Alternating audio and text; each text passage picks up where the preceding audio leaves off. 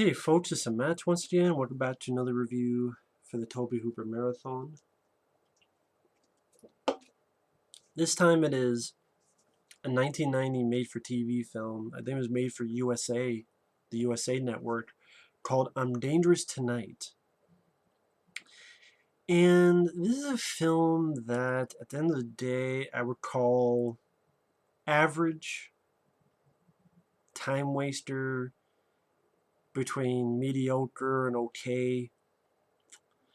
I'll never watch it again, but for one time, plus it was there, and I know there's much worse, like Gin and Mortuary from Tobe Hooper. And this one, I wouldn't call it a good movie, but there's elements I didn't mind of it.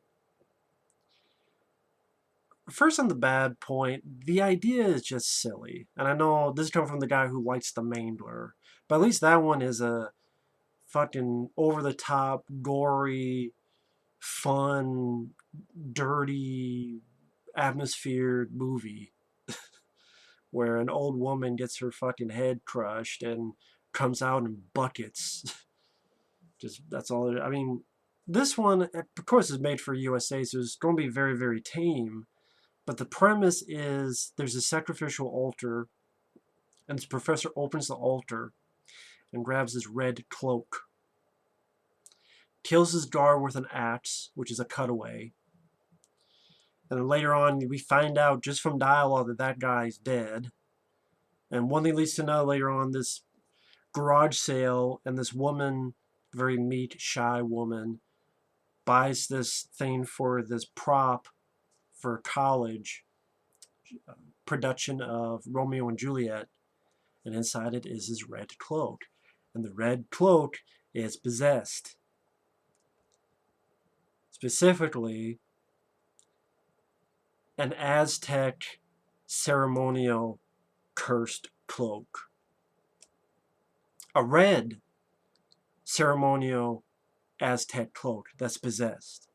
And it possesses anyone who wears it. And if you're evil, you'll become more evil. If you're sexually deprived, you don't become like a whore. It's a possessed red cloak. That premise is fucking lame, in my opinion. That's a fucking lame premise. It's a lame fucking premise. That'd be like if I had a fucking toothbrush, and anyone who brushes their teeth with this becomes possessed by the person who first did that brushing of the teeth. It's like if this fucking can was possessed, and anyone who drinks from it fucking gets possessed. But even that, I would buy more than a red cloak. I mean, it's weird. I think the VHS said it was rated R. I don't know if there's more stuff on that cut of the film because it's not really on DVD. The version I saw was what was made for cable in USA. So I don't know, because the version I saw, there's no blood except like aftermath of blood splashing. There's no nudity, there's no cursing. So I don't know why this would be rated R. The acting is not bad. That's one of the things I didn't mind. And the score was actually really good. Nicholas Pike, I think, did a really good job on the score. I actually wish the score was somewhere available to listen to and was officially released, because I think the score... Oh, he worked on the music for Critters 2, Sleepwalkers, Captain Ron, Fear.com, Riding the Bullet, Rio 2, Blood and Bone with Ben Ramsey, huh? Graveyard Ship, but not the one, the shittier one, the one with the taxi cab vampire. Well, that's not Nicholas Pike's fault. But I really enjoyed the score. It was fairly decent. And the acting, you had the lead girl, Mädchen Amick? Mädchen Amick? Not sure how you pronounce her name. Guess she's best known for the TV show Twin Peaks as Shelley Johnson. She's the star of this, and she does a fairly decent job. She was likable. She's sort of the Cinderella thing where her parents have died, and she's taking care of her grandma who's mute, catatonic in a chair. And grandma is actually Mrs. Howell from Gilligan's Island. It was like her last role. Natalie Schaefer. Yeah, she was Lovey Howell on the sitcom Gilligan's Island. And she has an aunt who doesn't pay attention. She has a cousin who can be a bitch at times. But she's very quiet, very reserved, likes to take care of her grandma, doesn't get out much. Meets this guy at college who's going to try out for the Romeo and Juliet play. He does a decent job, played by a guy named Corey Parker. I'm like, this guy seems familiar. And I looked him up, I'm like, holy shit, no wonder. Corey Parker was in Friday the 13th Part 5. He's one of the two punks. I think he's the guy who gets in the car, is like, it's not starting, man. You fucked up. Go kick your ass. Not starting, man. You fucked up. Go kick your ass. Go kick your ass. And then gets his neck slit. I think it's that guy, which I liked him in that part. He does a decent job here. He has more to do. On a side note, that's one of the things why I like Friday the 13th Part 5. A small character like that or Miguel A. Nunez, and they have a personality. Just, yeah, go to you fucked up, man, go kick your ass. So I just, Corey Parker did pretty decent here too. Arlie Ermey is in this. He would work with Tobe Hooper again in the apartment complex. He's here as a detective. Anthony Perkins, he's on the cover. But he's in it for like, if he's spread throughout, if you added it up, it probably a total of 5 minutes. Because you see him at the beginning as a professor teaching psychology to our lead, among others. One moment where he's at a party and sees her in the red dress. About 2 or 3 times where he's trying to warn her about the red dress. One just seemingly random at a phone booth at night. And then the very last shot of the movie, which I'll get to. So Anthony Perkins, it's nice to see him in there. I like Anthony Perkins as an actor. Very, very underused, though. Very kind of a waste of his talent. Dee Wallace from E.T., Cujo, she's in this. She doesn't appear till about the last third of the movie, which I'll get into why. But it has a pretty decent cast, fairly decent score, musical score. Maybe I'm being more lenient because it's made for USA, so I'm not expecting... And it didn't piss me off. It's like, okay, I don't mind these actors, and... okay, this red cloak thing, but okay. You have this meek, shy woman who's easily pushed into doing stuff. When she buys the cloak, she brings it to the play. The guy she likes, played by Corey Parker, he puts on the cloak. Like, oh, this would be nice. And then he changes, and he's fencing, he's fucking with people. And then when it falls off, he sort of snaps out of it. And then she sort of looks at this cloak. She makes a dress out of the cloak. The grandma, even though she's catatonic, she could tell something's wrong with it. I felt bad for the character. I mean, she has no dialogue, but just her reactions, her facial reactions, I felt bad for her. And then this influence starts upon her, and she arrives at the party, and she dances, like sultry dancing and seducing her cousin's boyfriend, and like ready to have sex with him in the car. Then the dress falls off, and she's like, oh, I gotta leave. She comes back, and the grandma knows there's something wrong with it, and she's having a tug of war with her. And she's like, what are you doing? Let go of the dress. And the grandma gets pushed off the staircase and dies. She's upset. She's sad. She didn't mean to do that. It was the influence of this dress now.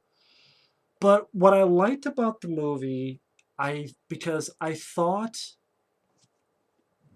it was going to be one of those stupid things where even though this happened, she would still put on the dress again. And then she would start killing people, which then would devalue our sympathy. Because at first be like, you fucking idiot, why are you doing this after that? And yeah, you're possessed, but you're killing people. That doesn't happen. So I give credit where credit's due on the writing of that part. They didn't go on that route. She's sad.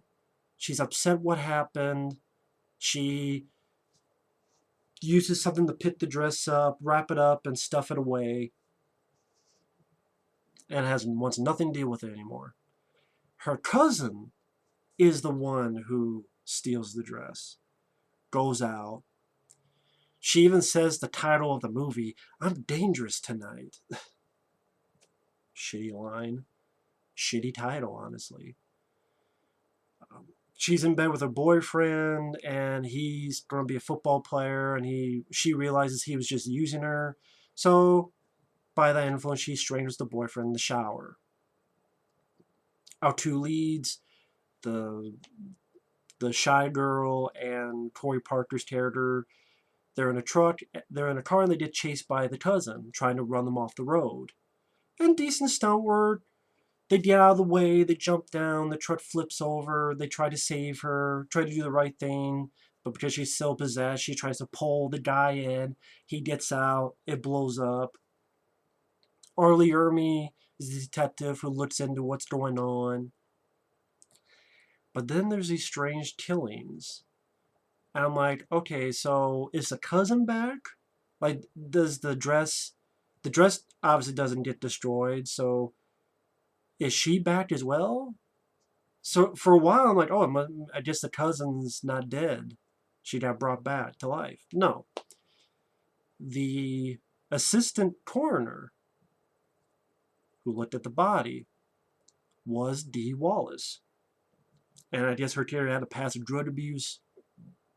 She was trying to fix her life with that dress. Because the first time we see her, she's dressed like a hooker, and she cuts a guy's throat and steals the drugs and the money. Or the gun. And definitely a different sight on Dee Wallace. Usually it's the wholesome Dee Wallace. I'm nose itching, sorry.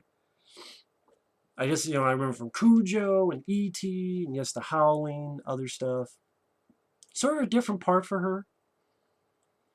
Oh, Critters. She was in Critters, of course. I remember her from that. The lead girl tries to get in contact with her. At one point, finds her aunt dead, and she gets hunted around the house by Dee Wallace.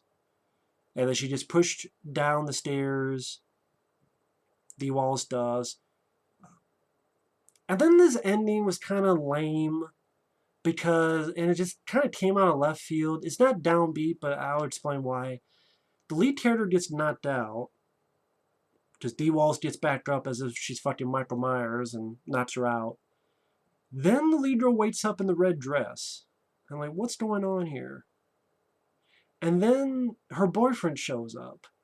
And then he's like, well, I went in and found you. I found her over you.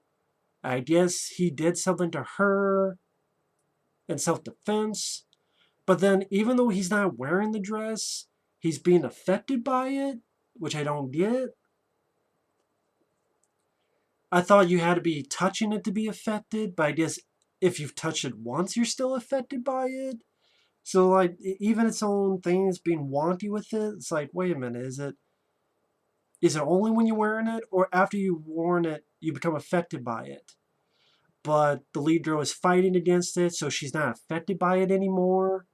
But it's not even like any hints of her being affected. It's like she has it on, she's totally not affected by it. She's totally not affected by it anymore. Just 100%. Not even like, 90%, fighting it and 10% affected. It's just totally 1% not affected by it.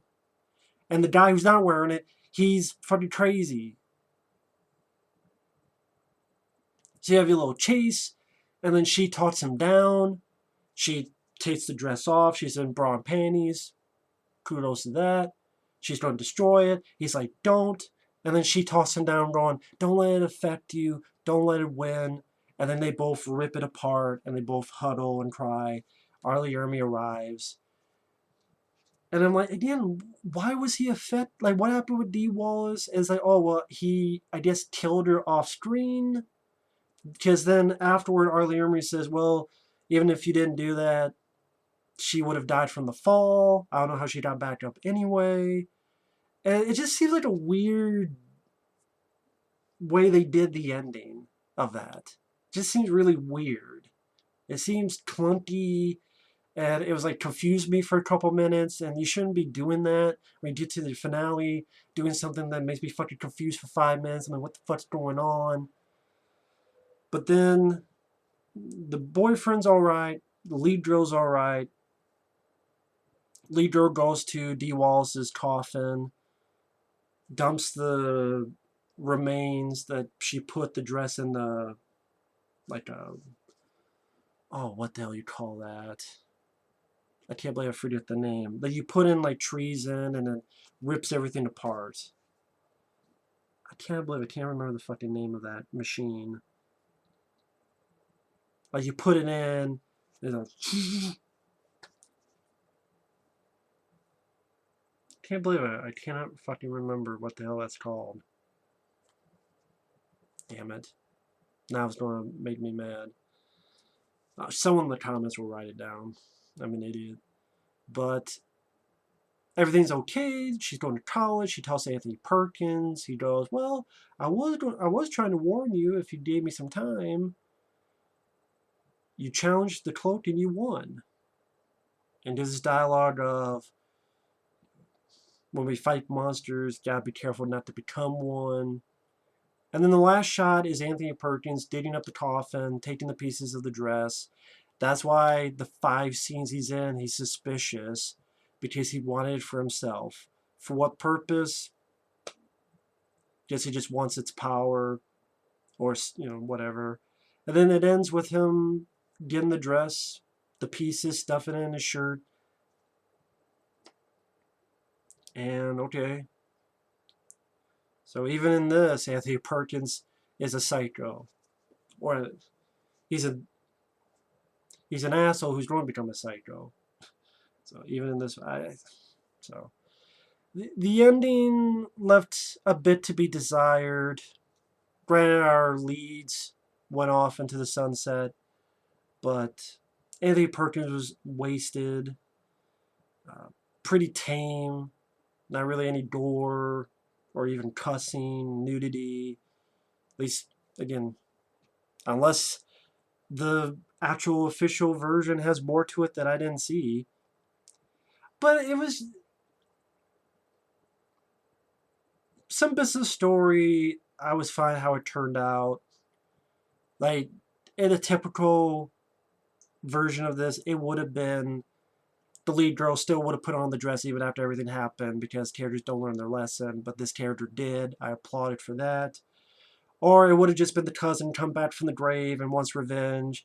They didn't do that. It stuck with it, and it's the coroner or assistant coroner. Okay, that's I can follow my logic through that. But the finale kind of lost that. But um, the acting's fine. The score's pretty good. It's not too long. If you took the end credits out, it's what, an hour and 26 minutes? So it doesn't too much overstay its welcome. Again, average to mediocre time waster. It's hard to get mad when I've seen so much worse movies. And even Tobe Hooper, Mortuary Gin, Night Terrors, to me, those are much, much worse. Again, maybe I'm giving it too much leniency because it's made for USA movie. So be it. At least the acting was pretty good. And at least it was short enough that it didn't make me too mad. The cast did fine. Even Anthony Perkins is very too small, too short of a part. But that's my thoughts on I'm Dangerous tonight. Thanks for watching. Take care, and we will see you later. Bye-bye.